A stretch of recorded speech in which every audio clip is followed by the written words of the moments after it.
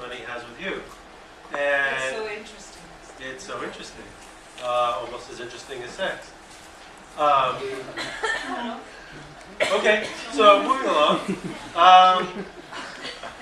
Let's open this up to, we're not going to open it up to questions about sex, but we are going to open it up to questions about objects as they relate to you, objects as they speak to you, and your own work that you're working on, that you're doing right now. So some questions, please, for Paola. Okay, we'll move these along. You're all wired, so we can actually... All wired, yeah. Hi. Hi. So you talk about how technology is very whimsical in the connection that we have with it and the way it communicates with us. My group and I are actually working on how the debit card and the credit card, which are plastic, sort of lead us to lose the connection with money because we can't touch it, we can't feel it, we can't smell it, so we can't really tell if it's in our wallet, we can't really see it disappear as the money disappears from our account. So, how do you think we can create a practical connection between this plastic object that has played such a big role in our lives and sort of make it communicate with the person that's using it in order for them to really feel how they're spending money on a daily basis? Well, this is a problem that will soon disappear because some of the kids that were born 10 years ago maybe have seen money only as a gadget, and instead they are used to thinking of money in virtual terms. So immediately I would tell you, you know what, don't even bother. Let people get used to the fact that money does not exist anymore and that they have to take responsibility otherwise. But in the meantime, if you really wanted to do something, I'm talking completely at random, but maybe you could have a ka-ching, ka-ching, ka-ching, ka-ching sound every time you give the credit card. I don't know. I was thinking of paper plate. What was that? The MIA song. Yeah, paper plate. I was thinking of ka-ching. If you really want, you can do the ka-ching thing. But in truth, as a designer, you might want to educate people to take responsibility in a different way, unless you want to be post-digital. But to me, post-digital it's a little bit of a waste of energy. I don't know how you feel about it. I'm sorry, maybe that's not the question you were... No, it's actually interesting because it doesn't, you're saying that design doesn't have to be practical, it can be whimsical to still pass on a message. Well, first of all, whimsical and practical are not antithetical. And you don't always have to be whimsical, but I think that it's our duty as designers to see what happens in the big scope of life, see where progress is going, where innovation is going, and make sure that people can fit that innovation in their lives. So that's almost like a resistance, that of wanting to remain tethered to money when money is disappearing, and hopefully it'll disappear. Money is really a hindrance, especially when you have all those different currencies still. It would be great if it were not around anymore. And in the exhibition, we're going to have Square, the little prosthesis for your iPhone that lets everybody accept a credit card. There are still issues with all credit card policies and the fact that they charge percents and so on and so forth. But still, if it became more ubiquitous, life would be easier. When taxis in New York introduced credit card readers, at first they were so resistant, but they're making more money now than before. So there is something that we can do as designers to make change happen more integrally and organically if we believe in it. Of course, if something we consider immoral and wrong, we can resist. Some more questions?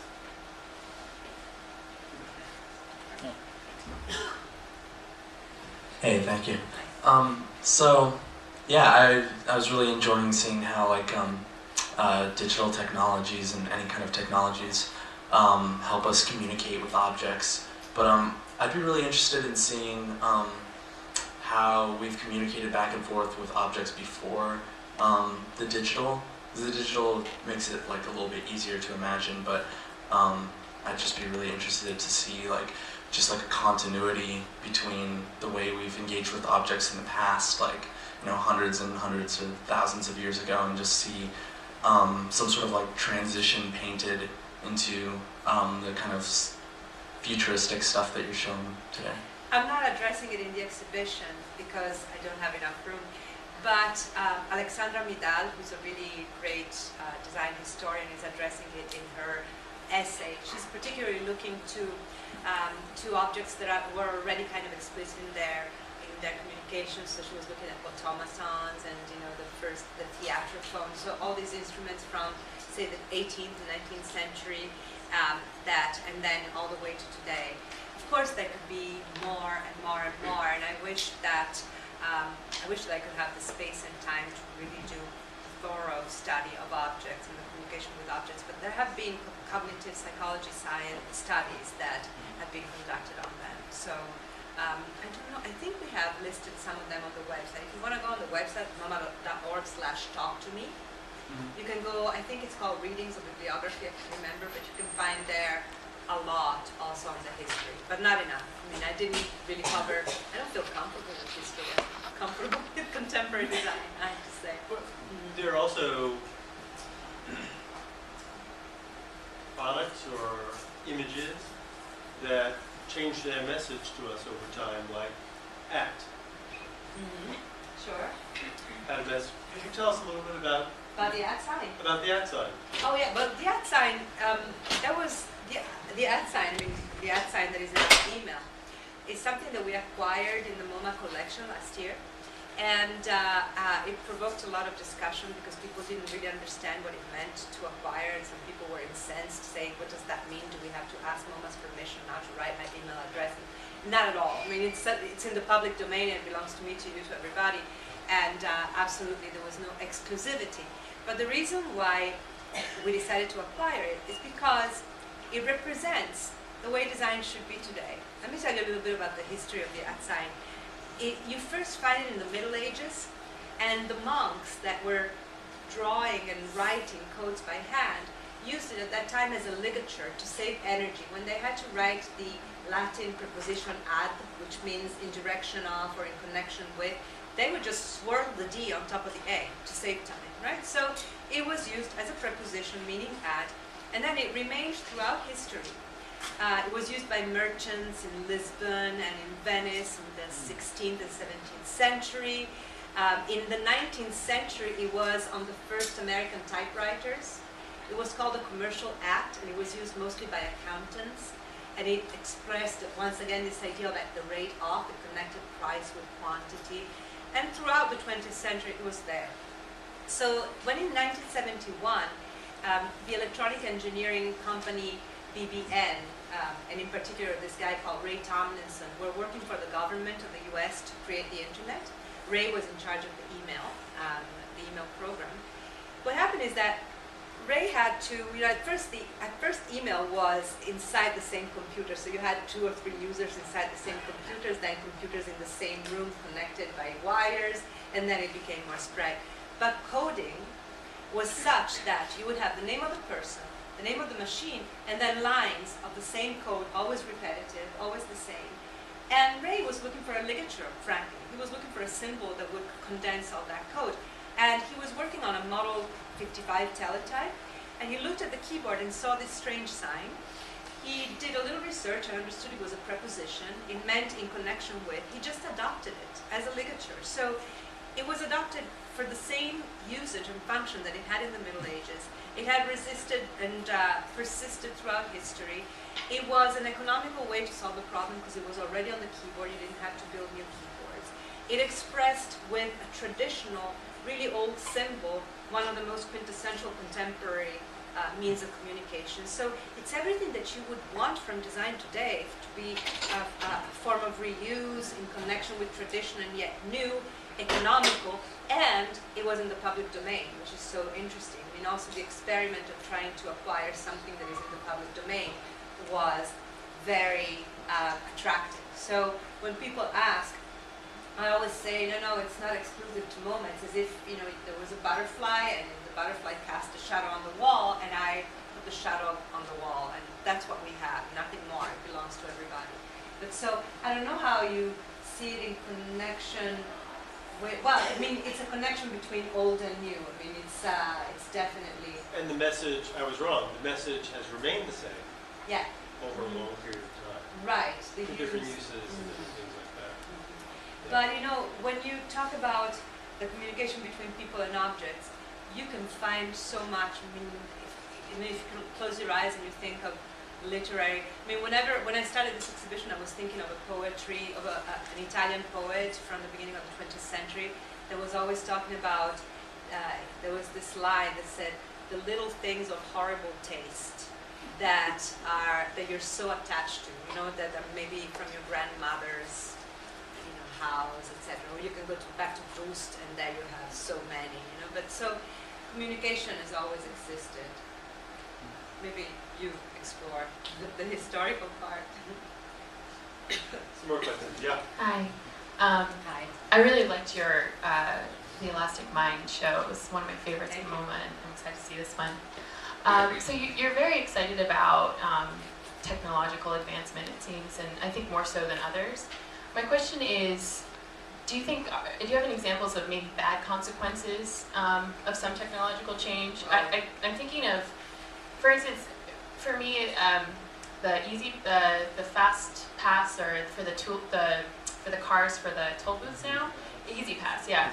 To me, everyone was excited because it was convenient. For me, it was like, well, now everyone can track where I'm going whenever I go anywhere. So that was my mentality, and I wonder if you think of anything.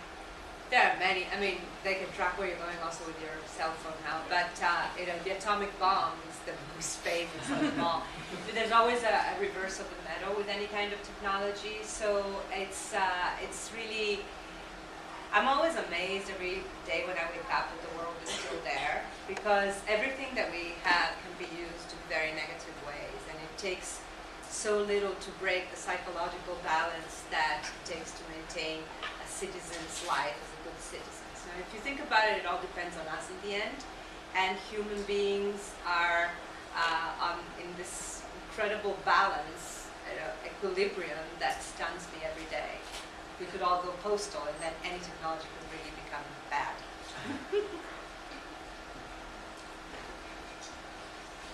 My question is kind of related. Well, my question is kind of related to that.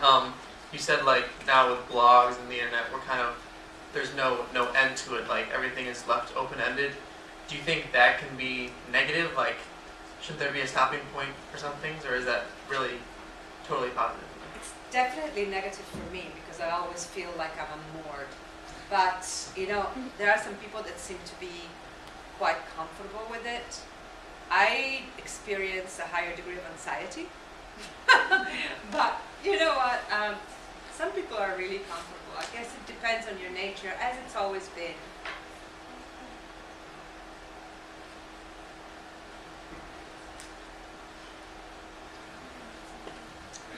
When you were talking about Crowbot Jenny, I heard you say you almost got into trouble by putting that in there. That was a menstruation machine. Ah, okay.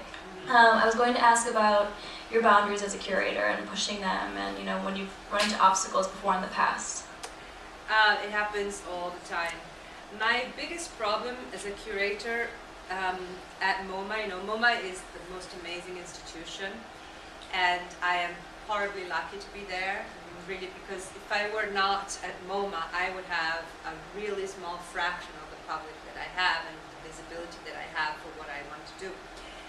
But at the same time, design is not the priority, so I'm dealing with that eternal battle of trying to really push design to the forefront. But you know, it's a battle. If you think about it, you know, one thing that I repeat all the time: all the mainstream media don't even know what design is. If you look at the New York Times, they cover design only in the house and home section, and that's not design, that's decoration. And they have critics for dance, theater, movie, 2 or 3 for each. They even had a perfume critic, but they don't have a design critic. So it really is a kind of a uphill battle in mainstream culture. But interestingly, one of the biggest issues that I've had lately is to make certain curators, not all, because at MoMA understand that something like Crowbot Jenny or the menstruation machine is design. If you think about it, it's not anymore, design is not anymore things that are functional and that you buy. But very often, design looks like art, and art looks like design, right? So the only thing that distinguishes them is a declaration of intent by the person, I'm a designer, I'm an artist, okay. And usually if you want, you can look more, usually designers tend to be, when I was teaching my students at UCLA many years ago, I was teaching the theory of design to the whole campus. I was telling them the difference between an artist and a designer is really impalpable and relies on the fact that an artist can choose whether to be responsible towards other people or not, and a designer usually has to be by definition, right? But it's very subtle, right? So something like Menstruation Machine, I've had trouble because people tell me, I wanted to try and acquire it for the collection, but they tell me, this is not design, so I need support from people that support design, but they're not supporting me because they think it's art, and the art people say, well, says who it's art, she says she's a designer. So it's really funny because, and it's generational, because the younger curators don't have that kind of issue. Or I had proposed an exhibition that I really would like to do that's called In Your Face, that is about typefaces, but the idea is to take 4 typeface designers. One is Arab, one is Korean, one is Israeli, Hebrew, and another one is Native American. So they write with alphabets that are not mainstream, and the idea is that you get into this exhibition and you're bombarded by forms, but already you feel something, because I believe that forms are communicative when it comes to typefaces. And then slowly but surely, as you proceed in the exhibition, you get given more clues and more meaning, until in the end you get a complete translation. And I was told that the exhibition was formalist. And I'm like, what? So it's really interesting. My biggest challenge is sometimes one of language. But, the ad side, it took me 7 months to convince my colleagues. So you pick your battles. Others I dropped.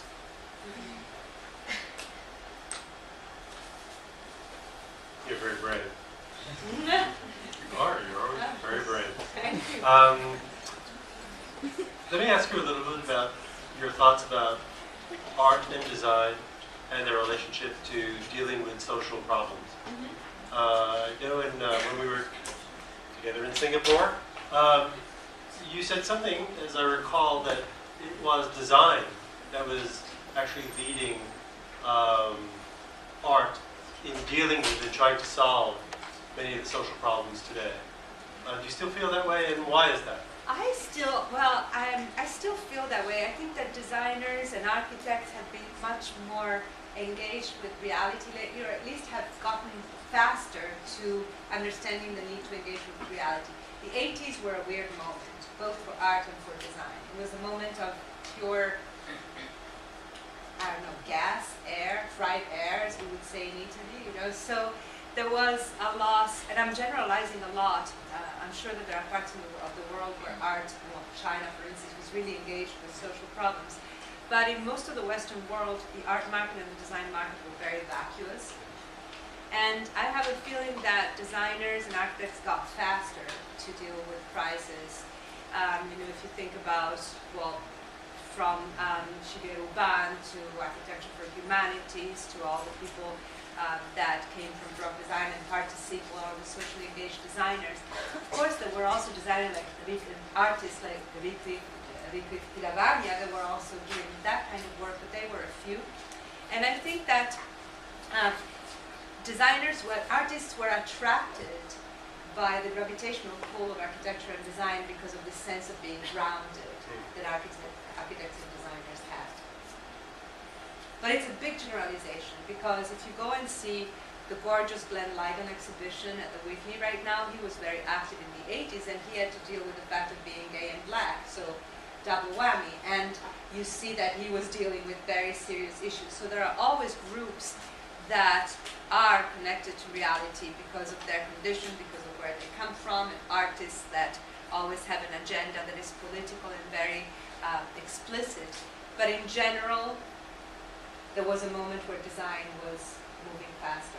And now? Now things are coming together in an interesting way.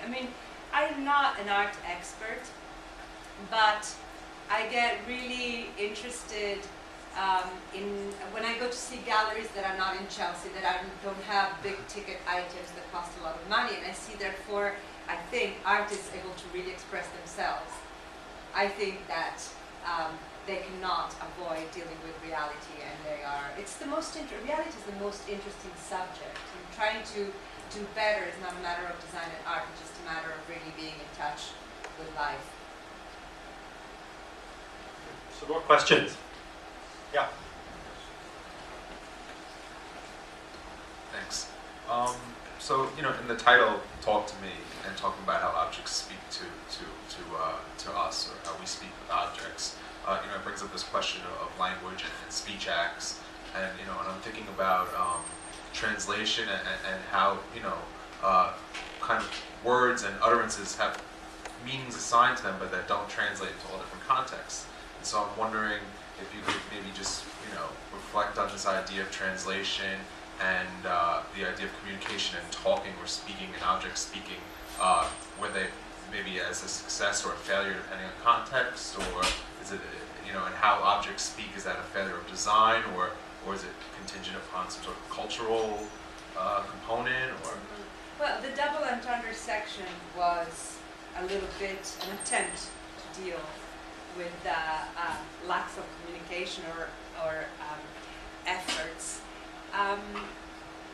But I haven't thought in depth of your question. I mean, if I understand of the thing you're asking, if I understand it well, I think that the answer is that objects belong in a particular material culture, and material culture is connected to place and is connected to a community. Sometimes, indeed, it does not translate.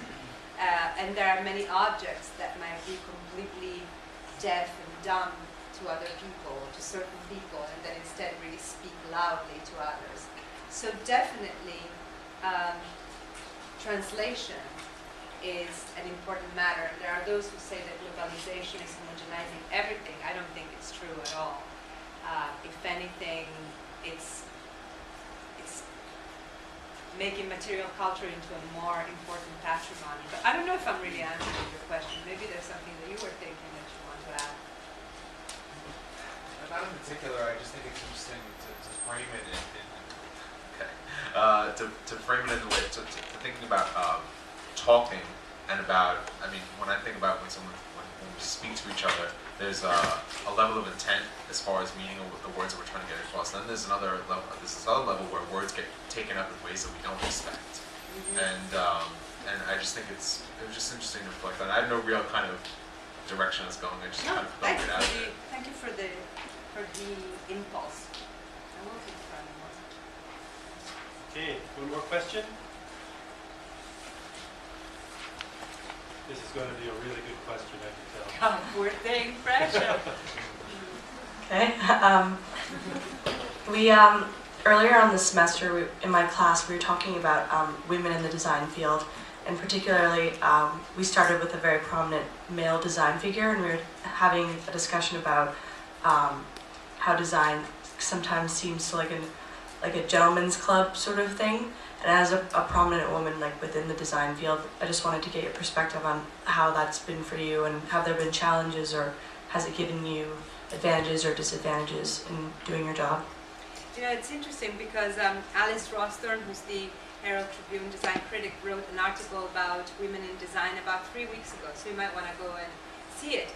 And the funny thing is that she and I had to put together a list of 20 designers that will be really relevant in the future. And we put together the list, we went back and forth, and we ended up with a list that was more women than men. Yeah? So very interesting, because as design is moving into these realms of critical design, visualization, hypothetical, and it's really attracting more and more women.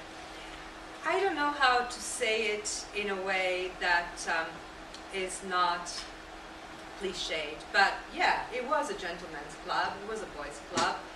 It has changed. There were many reasons why it was so. And actually, the real crisis right now is the fact that it's a black, and there's a complete lack of black designers. If anything, right now it's not the women that are missing, it's the black designers. There are many Asian designers, many Western designers, but nearly no black designers.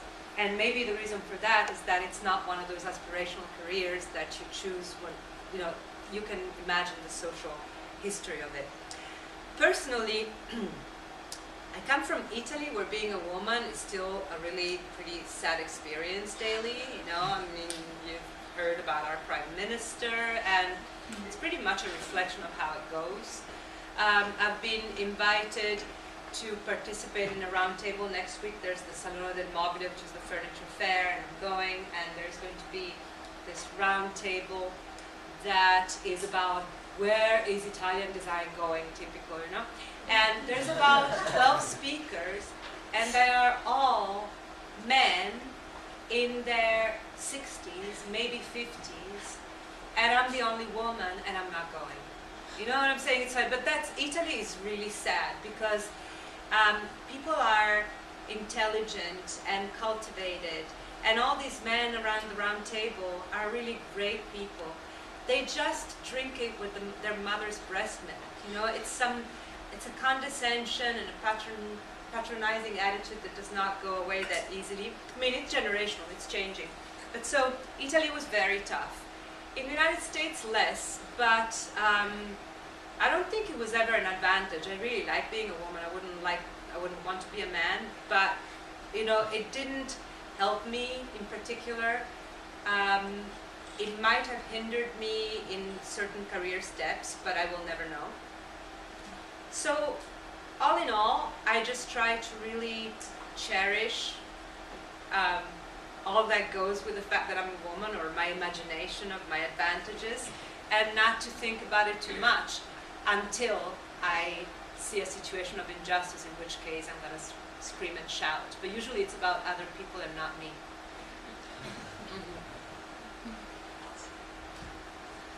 Paola, thank you so much. Thank you.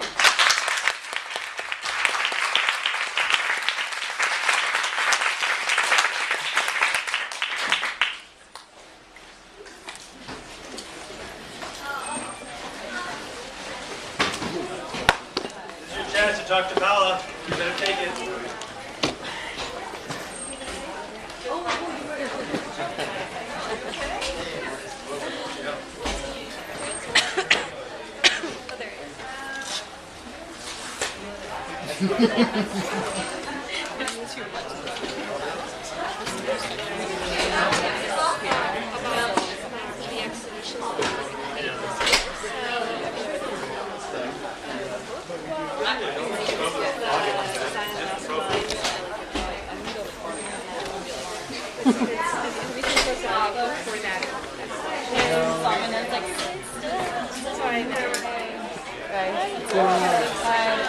I wrote an email saying why, but I saw the Tumblr thing. Yeah. I already posted. I guess we just have to discuss there, right? Yeah, we're just going to use the surveys, so I'll send them out to email tonight. So just make sure you have to answer it, and then we're just posting links to anything that's related to our project, posting about stuff from our interviews and personal stories about saving. We'll see you guys tomorrow. See you.